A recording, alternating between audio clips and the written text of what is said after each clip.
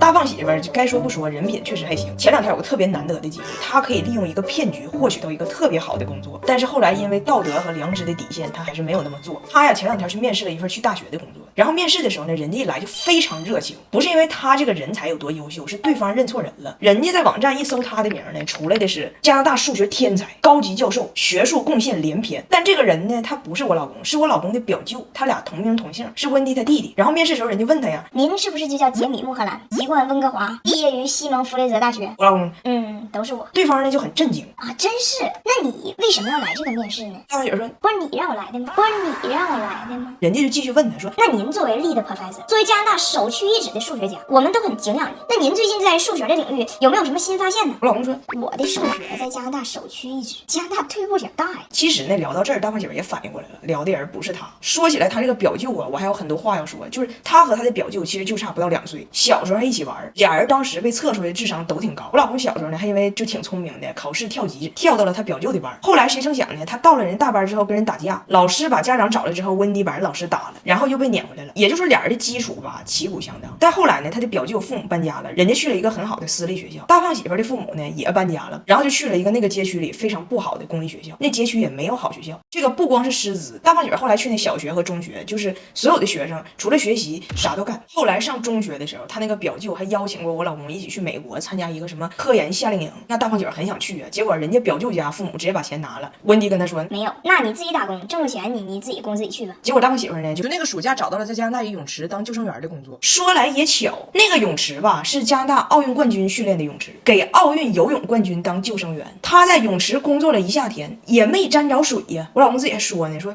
我还寻思呢，你说如果哪天出现一个意外，我一个猛子救一个人，是不是还有可能给个奖金啥的？结果那帮人游的那叫一个稳呐，那家教练一吹口哨跟蛤蟆疯了似的。我那个班上的没有上班，只有坐班，坐了一屁股痱子，人都作废了。反正最后就是夏令营钱还没赚着，夏天悄悄过去了，俩人的差距就是这么拉开的。然后这次面试被认错，大胖媳妇受了一点小刺激，就忆往昔呀。然后跟俺家1年级早打说，你爸小时候爱学习，当年要是有人像我培养你那样培养我，出来了。我说早达比你强，你看这小圆学练机，能学还能练，教材同步全都有。虽然这个屏看着有点不太花哨，但是手写墨水屏特别护眼，真就像写在纸上一样，还能 AI 批改，7亿题库智能推题，因材施练。像你如果没有能力辅导，他能拍照讲解，拍出来自己收录错题就很省心。后来大胖媳妇就跟人戳破了，说这人呢是我舅，不是我，但是我俩呢也差不多。人家说啊，那你展开说说吧。大胖媳妇说，你看他啊，我告诉你，有些外国人不爱坐班，我虽然不爱上班，但是我爱坐班。我因为爱坐班都作废了都。另外我体育好，很全能，我可以代表学校参加各种运动会，样样都会。而且你们放心，我肯定拿亚军，我懂，我绝对会输给我该输的那个人。对方说行，你的情况我们了解了，你回去等通知吧啊，我们研究研究。大胖媳妇说啥时候给通知啊？人家说你先回去，我们研究研究啊。回家了，我说咋样，工作拿着没呀？你感觉？他把整个事儿叙述一遍，然后跟我说，所以你是什么看法？我拿着没？我说你觉得呢？人说要研究研究，他说我觉得我拿着了。哎，你们知道这2口子吵架，外国婆婆是怎么劝架的不？前几天呢，我不跟我老公吵一架吗？就吵挺大。这个事儿呢，就由我女儿转告给了我婆婆，我婆婆就给我打视频电话劝架。那个劝法我挺服，中国婆婆是能过还得过，秉持着劝和不劝离。我婆婆是一顿骚操作，生怕你离晚了来不及。我俩是咋生气的？你还记着不？就那天我工作忙，让她下班去接孩子，结果她下班之后闻着了烤冷面，去找烤冷面去了。吃着烤冷面之后走丢了，找不着了。然后呢，回家之后狼吞虎咽吃饭，不知道给我留一口，就这么个事儿嘛。当时给我整崩溃了。我的婆婆温迪听说之后跟我说的第一句话我都惊了，她说你这不对呀，你这就是你的错。他跟他前女友可不这样，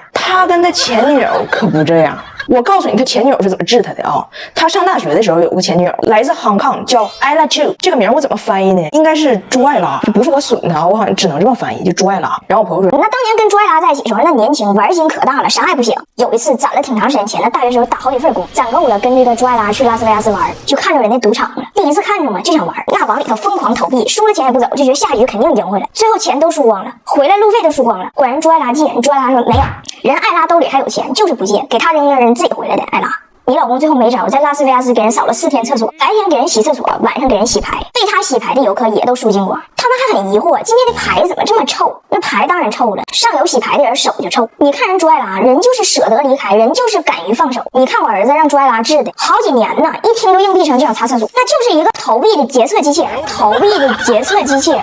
你再说说你，他丢呗，你找他干啥呀？你这次给他找着了，下次肯定还丢，你就不找他，他打电话你说啊，亲爱的你丢了，哦，这真的是太不幸了 ，I'm so sorry， 然后你就撂了，你就等着，他能咋的？我问你，他能咋的？他能死不？你担心的是啥？被拐卖呀，市场上他销量不好跑；被谋杀呀，一般人对他还放不倒。他最安全，大不了就被送到公安局去。你公公年轻时候喝多了被送到公安局，警察给我打电话，我说我不认识这个人，他因为没人认领，在拘留所待了一晚上，被一个喝多了的300多斤的印第安土著抱怀里亲。那时候你公公瘦啊，差点没掉人肚脐眼里。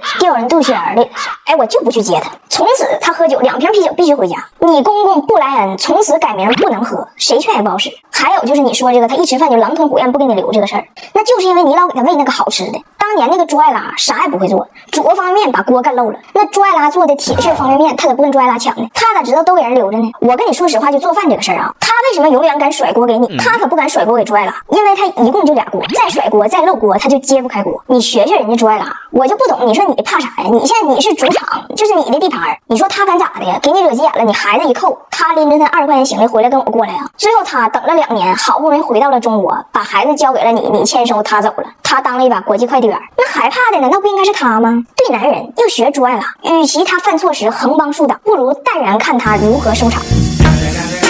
外国人的婚姻到底有多脆弱？一个驴肉火烧就出轨了。我婆婆和我公公不是来中国了吗？张铁这2天一直属于一个生不如死的精神状态。在澳大上学，大胖姐儿学校这2天有事儿，张铁一个人在家陪寝，语言不通也就算了，吃的可遭老罪了。早饭拔凉三明治，午饭拔凉三明治。Yummy。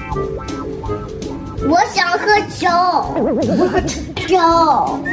What is he saying? Bojo means drink alcohol. 10 o'clock is too early to drink alcohol. Bad boy. 我咋就败这个呢？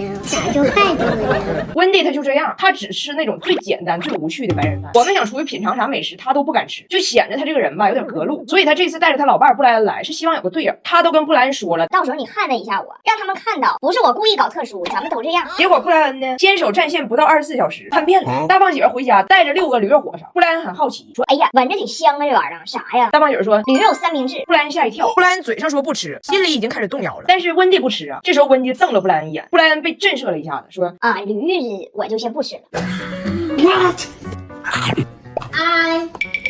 香迷糊了。 Oh my goodness. 一个多玩具香迷糊，一个多玩具香迷糊。布莱恩确实也想香迷糊，趁温蒂一走，他就叛变了。吃完大胖姐儿问他爸：“现在吃一头驴这个事儿，你还不能接受吗？”布莱恩说：“吃一头驴我还是不能接受。” I could eat 10. 大胖媳妇和张铁发现布莱恩孺子可教，一起给布莱恩安利。你知道外面的世界有多缤纷吗？中国的美食遍布在各个小街小巷，那些看着破烂子的小饭店里。你愿意跟着我们打开新世界的大门吗？你愿意吗 ？Do you? Do you? Yes, I do. Do you? Yes, I do. Yes, I do. 于是这3个男人一拍即合，开启了中国美食探索之旅，把温蒂一个人留在了家。温蒂这吃的适应不了，来干的地方脸也泛红，老蹭我的施乐肤 C 霜。北京和东北冬天都干，就它能一整天保湿，干燥泛红都解决。出门不用想那么多，带 C 霜就够了。这么一大罐子，没酒精没香精，全家都能用。温蒂都知道这牌子，在加拿大可火了。布莱恩太爽了，他3小时内挑战了糖葫芦、烤鸭、低头、低屁股、剪蛹子等中国美食。我说布莱恩，你叛变了，温蒂不生气吗？布莱恩说：“我就叛了，怎么地吧？”布莱恩吃了1天，回来温蒂炸毛了，跟布莱恩一顿输出。你把我一个人留在家里，你的立场应该是跟我一样，没想到你来了，你就和他们一起孤立我。哇哇哇！温蒂至少说了20分钟，布莱恩就冲温蒂笑。 I love you too. I love you. 我瞅他，我就觉得不对呀。这次见布莱恩，他咋这么聋呢？我知道他耳聋非常严重，但是他们医院给他配了一个非常好的助听器。我就问他，我说你那个助听器不是说可好用了吗？布莱恩说好用啊，但是我根本就没充电。我说那没电的助听器，那不就是一对耳塞吗？那不更听不着了吗？布莱恩说对呀，你还是结婚时间短，这玩意儿就是要不再见听力，要不再见爱人。